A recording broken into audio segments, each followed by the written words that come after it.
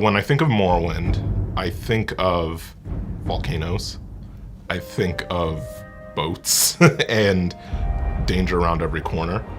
I think of Vivek in Vivek City. I think of the Dark Elves and Vardvarks and all kinds of weird and wonderful and terrifying beasties.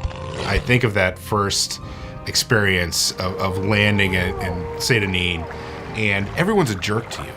Why is everyone so mean in this place?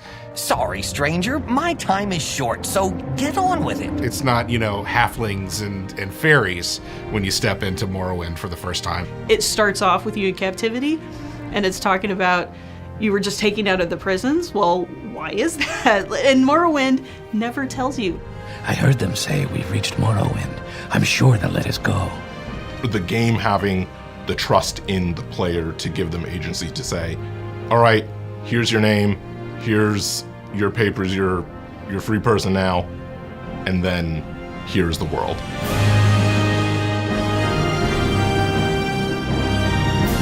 After you get through Satanin and you start to get out and explore the island itself, I always liken it to a Willy Wonka moment. It's the moment where the kids go into the chocolate room for the first time, and it's just creativity and imagination on display in all directions. And that's really what it felt like playing that game the first time. Morrowind has a very specific aesthetic to it. And it was, I think, maybe the first thing that hit me when I jumped into the game is just how real it was. You see just all this ash kind of falling all over the zone, and it gives it just a really different vibe. Then you get parts like Sadrith Mora where there's giant mushroom towers everywhere. It's very bizarre, weird, and wonderful, and it's quite unique. There are giant bug monsters that you can ride to and from rather than simply a horse. There was no RPG I ever played, or game for that matter, that looked like Morrowind when it came out. Prior to that, I had not played a game that allowed me to do the things you could do in Morrowind. Making your own player character. I played primarily console games. Those were not really options at that point in time. One of the things that really hit me with Morrowind is when you get in there and you have a great time, right? You're really enjoying yourself, like you're living a different life. And it takes away all the cares and worries and everything.